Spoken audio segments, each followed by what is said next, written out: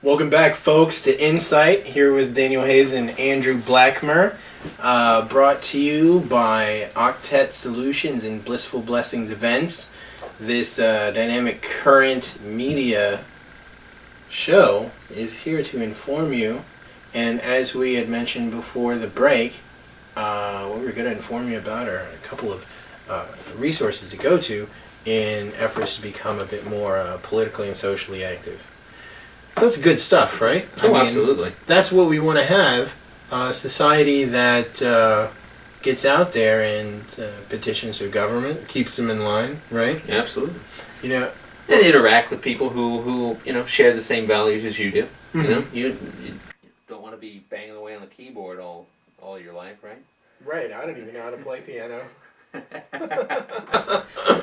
I saw on our other show, Tiger Blood Red Dragon, they had a little keyboard synthesizer thing going. Absolutely. Yeah. But yeah, people, it's important to get involved with groups that have the same values as you do and try to, write articles, get the word out, that sort of thing. Absolutely. Yeah. Find out what's really going on. Let's talk about one website called DoSomething.org.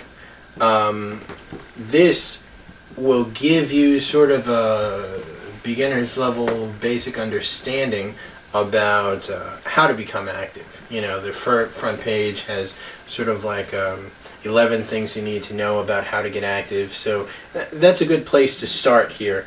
And if you're starting locally, there are a couple good organizations like Local Wiki, and this is for just your everyday guy or gal, of course, that wants to, as you said, get the word out about what's going on. So it gives you opportunity to upload articles, pictures, stats, whatever is going on in your neighborhood to help inform others outside and communicate.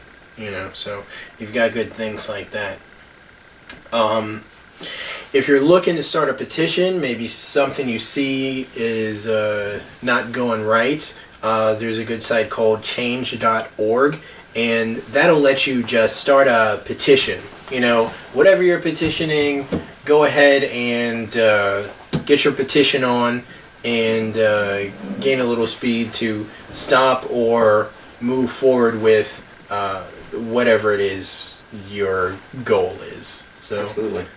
We're seeing nice things like that. There's a lot of organizations on college campuses now, too. Mm-hmm. Everybody knows about the college Democrats, college Republicans, or I think it's called Young Democrats or Young Republicans nowadays. Mm-hmm. My experience with both of those is that it's usually for people who want to be up-and-comers in the political arena. Right. They want to run for local office one day or even state office. So if you're not looking for that kind of, brown nosing and Mm-hmm. that sort of thing, there's a lot of other college organizations for young people because, college students, they got a lot of free time. They do. You and I were both college students at one point, right? I was pretty busy, though. I was doing internships. I had like 2 jobs. Plus it's a commuter college, George Mason University. That's where we went. So I'm driving back and forth to school. So that's true. But for a lot of kids who they live on campus, they might have some nights free. There's organizations like that. One is Students for Liberty. They're a libertarian-oriented, but they also focus on things like the drug war, things like that some more liberal-minded people might care about as well. Mm-hmm. There's also, I think, Drug Policy Alliance. They're big on the drug war as well. People who might be interested in that would like to go there.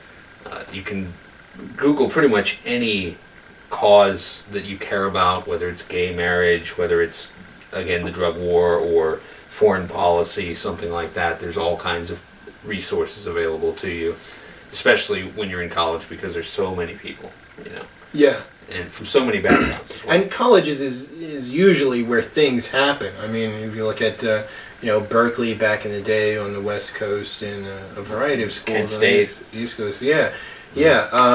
Young people, they're idealistic. They haven't yet been jaded by the system. They're looking for direction. They believe they can change the world.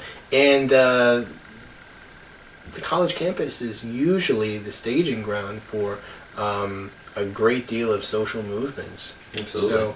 So you're definitely going to find, well, hopefully, a lot of resources there in mobilizing whatever cause it is you have. Absolutely. Yeah, so good point there, Andrew. Get involved like this. And I mean, the conservatives just had their CPAC, but the Democrats have, their annual conference, I think, right? Do they have a meeting? Everybody has once meetings. in a while, yeah. I mean, who doesn't have meetings? I know there's a lot of socialist groups that meet up and have conferences. I know libertarians, they have conferences. The International Students for Liberty Conference was just, I think, last month. So, I mean, people, it's not just local groups. I mean, they do get together on these big stages to talk about things as well. So those are things to look forward to. Right. Yeah, that's definitely good. I was talking a little bit before about how a lot of our elected officials do what is in the best interest of special interest groups that basically fund their stay in Congress versus our best interest. And there is one site called followthemoney.org, which will let you see what people are voting on, the lobbyists that they are in cahoots with, how much money has been contributed to them, and you can match that up against their voting records. Absolutely. Which is great. So you know how to see through a lot of the rhetoric and propaganda that's thrown at you, because they're always going to have good reasons, sounding reasons anyway. Usually it's children, for the children, Yeah. for some noble goal that sounds good. Freedom, liberty, choice. America. We're doing what the forefathers would want us to do. Absolutely. Isn't it weird how people use the forefathers for absolutely everything they ever want to do from both sides of the aisle? Absolutely. I mean... Chasing their ghosts, right? I mean, that's pretty much it, right? I'll tell you, these are some versatile, open-minded forefathers we have. Well, if you look at the record, I mean, they were all over the place, right? I mean, same guy that wrote "All Men Are Created Equal" also owned slaves. So, teaching you how to be a hypocrite. But so that sort of thing is good. If you're sitting at home and you're thinking, oh man, I don't feel like doing a whole bunch of research online. I just want to watch a movie or something like that. Well, I mentioned the Koch brothers before. If you've got Netflix, you can check out Koch Brothers Exposed. And it's not Coke like Coca-Cola. It's Koch Brothers Exposed. Another one which is similar is the Billionaires Tea Party. So some of these social movements you see out there, political movements that you may want to hook up with, they're not all organic grassroots movements as a lot of them claim to be, which lends a lot of legitimacy to them. So that I thought was pretty good at getting behind the scenes and essentially following the money and looking at who's funding all of these little adventures. Which isn't always, current, right? I mean, it's not just something that's new. I'm sure this is something that's a tactic as old as day, right?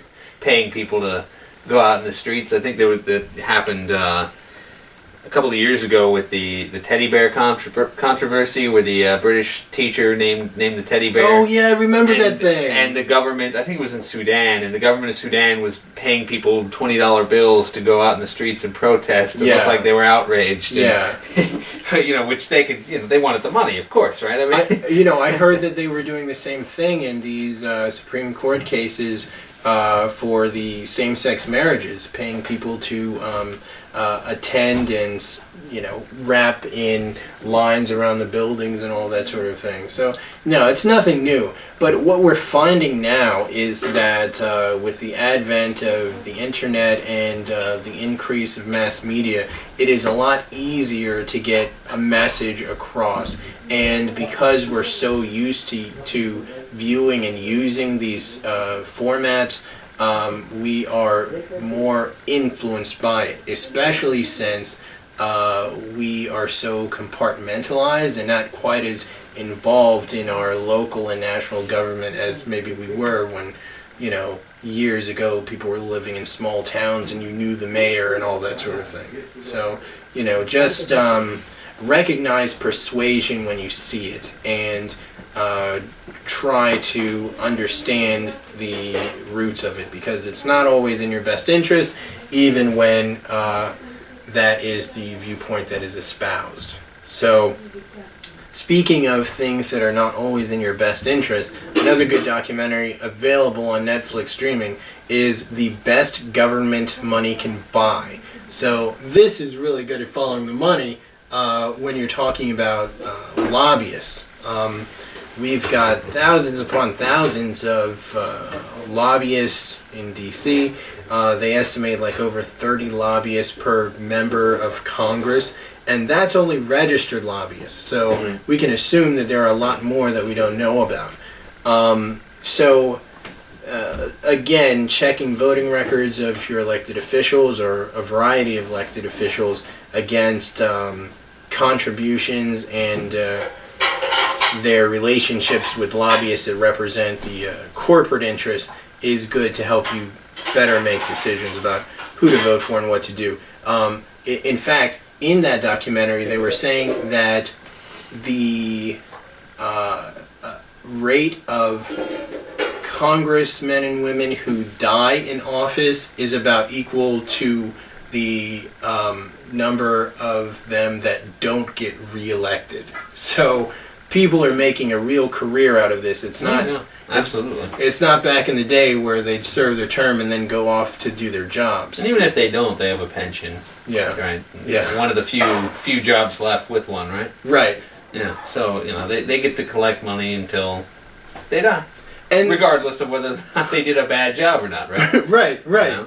And a lot of the regulations that they vote for don't apply to them. Oh, of course. They don't contribute to Social Security. No, yeah. I mean, that's crazy. They're cutting it for everyone, but they don't have to worry about it for themselves. So, well, that's great. It's good to be king, right? Craft laws that you can declare yourself immune from. Yeah, we have too many kings in the castle. Well, a couple more for the activists on the go. Some applications for your smartphones.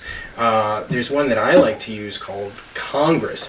Now, if you're not too familiar with who's representing your area or a different area, you can check this app and you can find out who are your representatives. You can find out how to call them, what their emails are, how they voted on previous bills, and a great deal more information. PolitiFacts also has a couple apps. You can check that out. PolitiFacts. That is one word, and you can check out a whole bunch of things. They have a slew of them. So I hope this gives you a good basis for getting involved and getting informed. And we're just about out of time right now, so we're going to have to ball out and leave you to your own devices. Hopefully, when we come back next week, the world will be a better place because of your concerted efforts. It's been great having you here, Andrew. It's been a good half an hour here, right? Yeah. Dynamic Current Media does some great things here on Insight. And just a reminder, if you have any IT needs for your home or business, check out Octet Solutions. They're the go-to guys. And Blissful Blessings Events is good if you're planning a party, wedding, bat mitzvah, whatever. So check them out, and hope to see you around again soon. Daniel Hayes. Andrew Blackmore. Signing off.